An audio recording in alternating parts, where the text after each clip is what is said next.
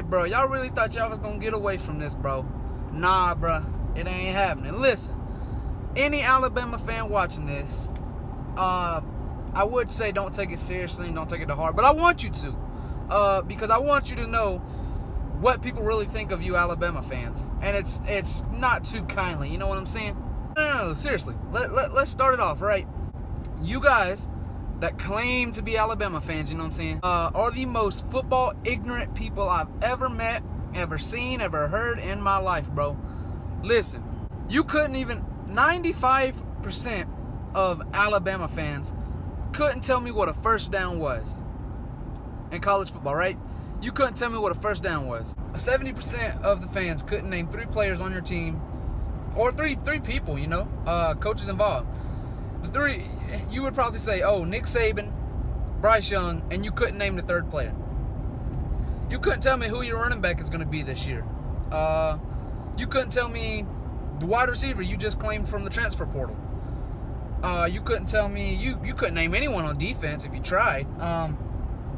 You would struggle with that, you know? Alabama fans have no idea what they're talking about. They just claim to be football fans so they can hang in with the crowd, you know what I'm saying?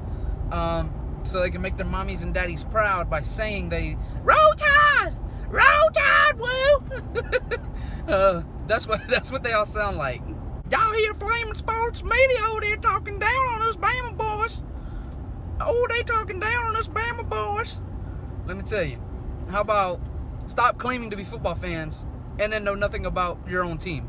I mean, it's that simple. When Nick Saban retires, that team's in for a rude awakening, my boy. Yes, it is.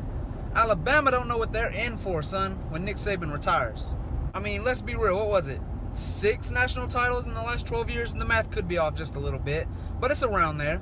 6 national titles in the last 12 years. Not anymore. At least, and when Nick Saban retires, you know, that's all going away. I'm not saying Alabama can't win a national title here or there, but 6 in the last 12? Not happening with whoever takes over Nick Saban. And I don't know when Saban's going to retire. He could be there 25 more years, but I'm just saying, when he's out of there, most of the fan base is too. Let's be real. Alabama created the term bandwagon, bro. No doubt about that. When you think of bandwagon fan bases, you think Alabama, Crimson Tide, Golden State Warriors, Dallas Cowboys. Now think about this, right? We got the whole bandwagon thing. Alabama can't name 3 players on their team. Alabama fans can't name 3 players on their team, or 3 people on their team. Oh, when Nick Saban leaves, you're not winning as much as you want to. You know what I'm saying? Tell me why Alabama thinks they seem to be, Alabama fans, they seem to think that they're way better than they actually are. Take last year for an example. They weren't that good towards the end of the season. They were undefeated at one point. You know, they beat Ole Miss. They blew them out. They blew Ole Miss out unexpectedly. And, man, their ego boosted, boy. Boosted. Before being humbled by Texas A&M. And after that, they try to make up excuses. Listen, you're not as good. And I told you, I said last year you weren't going undefeated. And you all thought you were. So continue, Alabama, fooling your fans into thinking you're good. And for Bama fans, continue thinking they're good.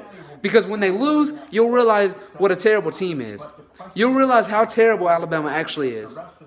You know what? Alabama's not terrible. They're a good team. Look at what they've done in history. But Jesus Christ, they're not as good as what you're seeing right now. The score doesn't indicate how... Oh. Then you got humbled by Texas A&M by backup quarterback. I hope you're proud. I don't know what it's like to lose to Calzada. I mean, I'm an LSU fan. We beat them. So I don't know what it's like to lose to Texas A&M last year. Or Calzada. We haven't lost to Calzada. So Mans ain't got it on them. Mans ain't got it on them. Come on. That's it, baby. Let's go. Coach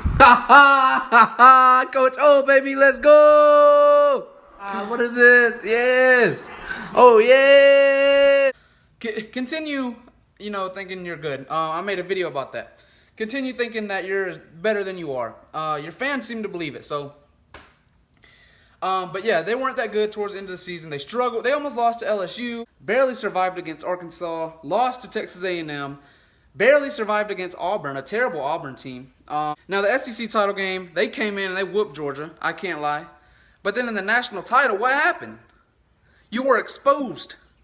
When that SEC title game happened, your ego boosted to another level. And then Georgia had to re-humble you, as they should have in that SEC title game anyway. But that's not the point. You were exposed in the title game. But apparently to all of you, it doesn't count anyway because your wide receiver was injured. But it is what it is. You know what I'm saying?